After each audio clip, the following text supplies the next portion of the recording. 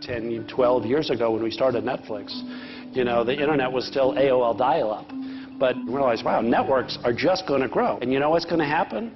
All video is going to become click and watch internet video.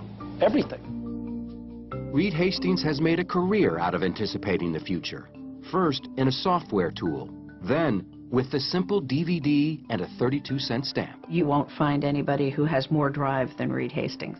He's always thinking about the strategic shifts that need to be made. He is an incredibly focused, innovative individual that is like smart, like light years smart. A familiar annoyance prompted Reed Hastings to reinvent an industry in 1997. He recalled getting a $40 late fee for a movie rental in this 2005 appearance on Charlie Rose. I remember I didn't want to tell my wife about it.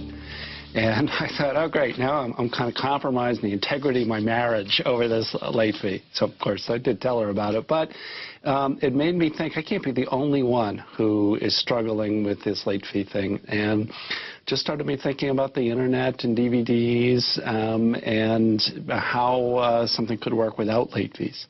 The movie rental industry made around $8 billion a year, nearly all of it from the dominant format of the day, VHS cassettes. Hastings saw the opportunity in a new format and a surprising new business, DVDs by mail. But first, he had to find out if the discs could survive the U.S. mail. So I stuffed a bunch of CDs, and you couldn't buy DVDs then. Mailed them to myself, and then I had to wait for 24 hours to see them come home, to see are they going to be all shattered into bits along with my idea. And then, you know, the next day at 3 o'clock, the postman arrives, and I rip open the envelopes, and the first one's in good shape, and the second one's in good shape, and the third one's in good shape, and I'm like, this sucker is going to work! In 1998, Hastings launched Netflix as the first online store to rent DVDs. Current Redbox president Mitch Lowe was a co-founder. We started in an old bank building. In fact, our inventory was in the old vault. There was about 7 or 8 people. Everybody was dedicated to figuring out how to do something disruptive in the entertainment distribution business. Netflix delivered its billionth DVD in 2007. Hastings was about to reinvent his company with a service that promised to make DVD by mail obsolete. Streaming video online.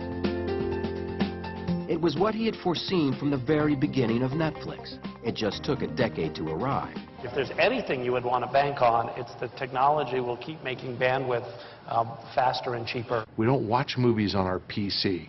He's going to stream to the PC. Who cares? And we thought it was nuts. We really thought he was nuts. So Hastings offered the new service to subscribers for nothing. And when he then announced, and we're going to provide this for free, we were sure he was nuts. He pursued even more content, adding 11,000 titles in less than 2 years. And finally, he secured a breakthrough deal for first-run movies and shows. I think you have to go back a few years to the deal that they struck with Starz, which enabled them to get some great films out of the Sony library, the Disney library, and they only made that deal for something like $20 million, which in retrospect was the steal of the decade. Deals followed with many of the major studios. And it's my pleasure to introduce Netflix CEO Reed Hastings.